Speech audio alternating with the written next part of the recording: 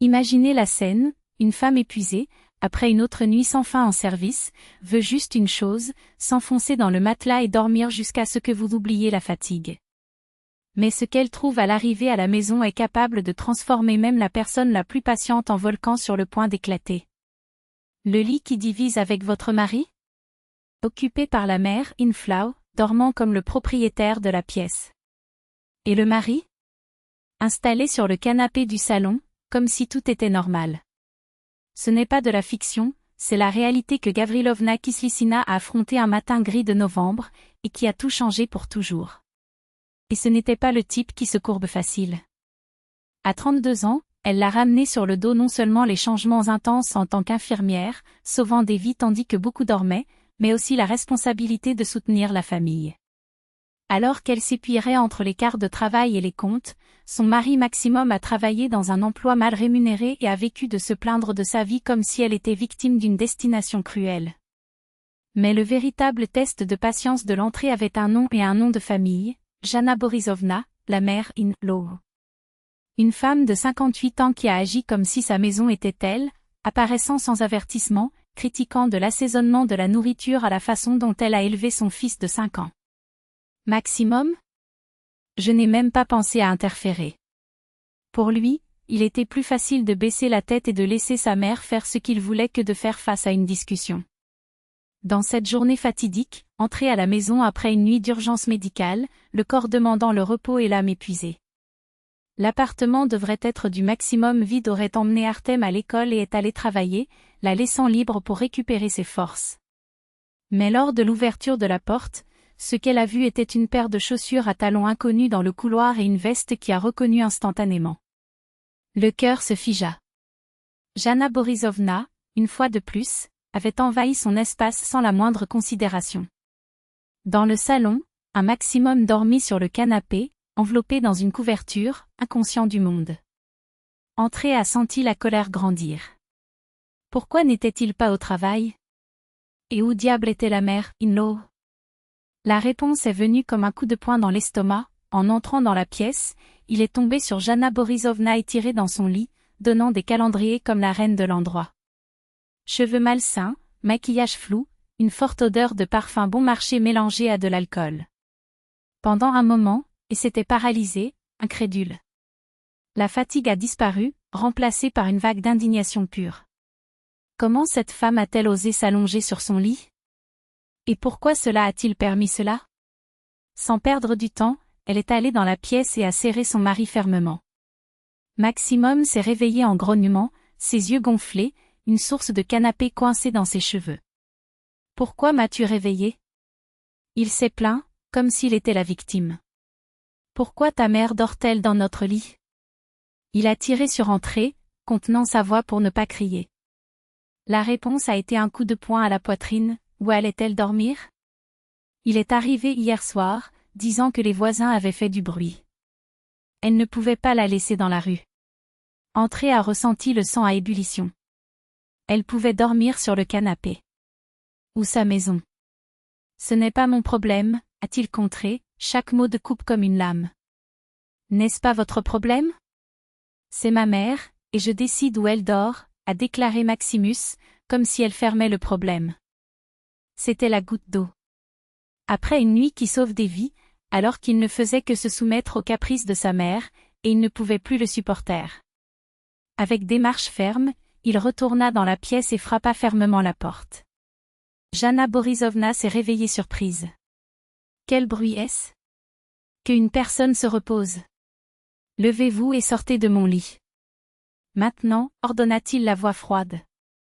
Comment osez-vous me parler comme ça? Je suis plus âgée, j'ai du respect. La mère, in-law a exclu. Je respecte si cela conquiert.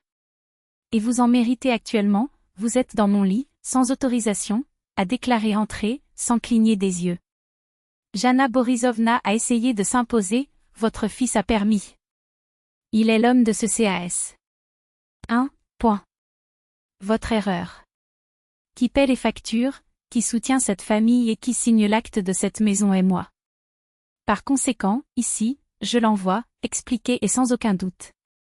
La mère, In, réalisant que la situation a échappé au contrôle, a changé sa stratégie. Le Noka, ce n'est pas le cas. Dormez sur le canapé cette fois. Ce n'est pas pour cela. Mon nom est André Gavrilovna. Et qui s'endort sur le canapé, c'est vous. Ou plutôt, allez dormir chez vous, a-t-elle coupé, implacable. Le Maximum, attiré par le bruit, est apparu à la porte, confus. Entrez, que se passe-t-il? Demanda-t-il, comme s'il ne savait pas. Je mets ta mère.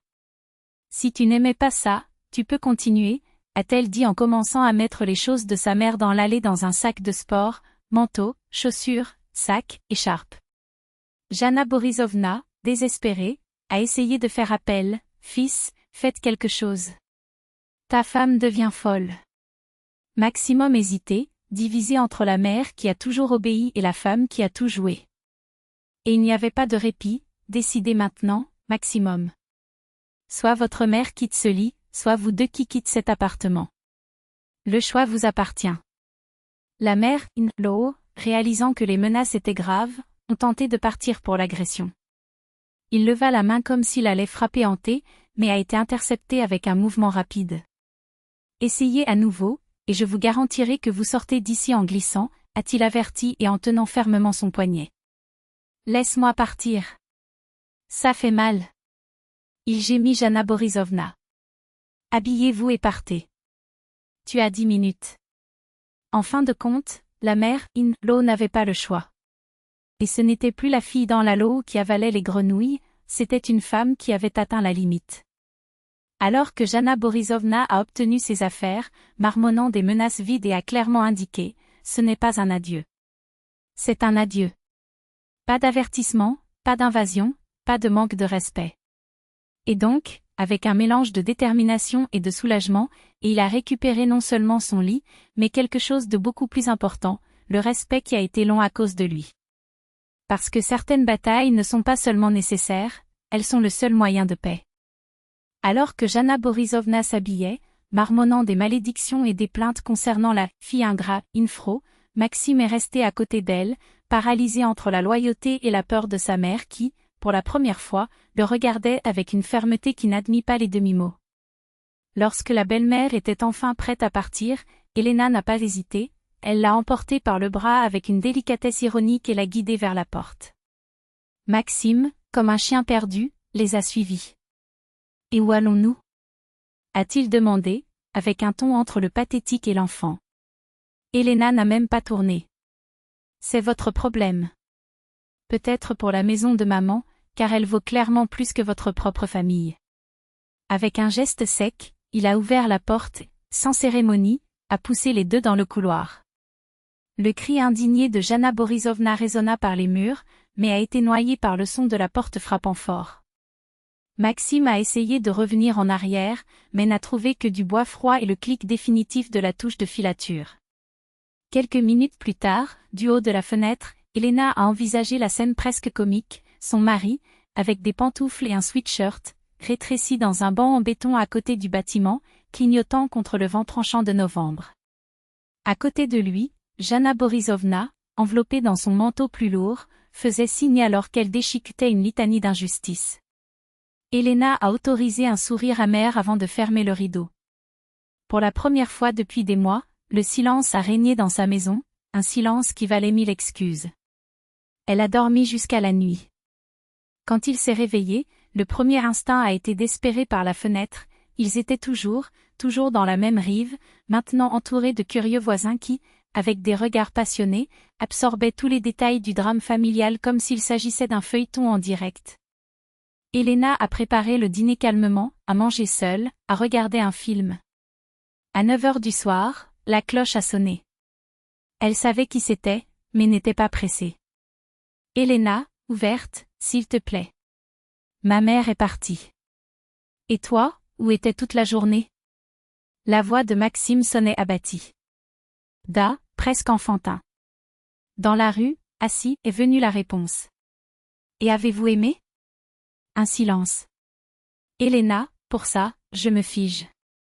Elle a ouvert la porte, et ce qu'elle a vu était l'image parfaite de la défaite, les lèvres violacées, le nez rouge, le corps tremblant à l'intérieur d'une mince chemise et les mêmes pantoufles avec lesquelles elle l'avait expulsé. Maintenant, savez-vous ce que c'est que d'être jeté de votre propre maison? Demanda-t-il, croisant les bras. Oui.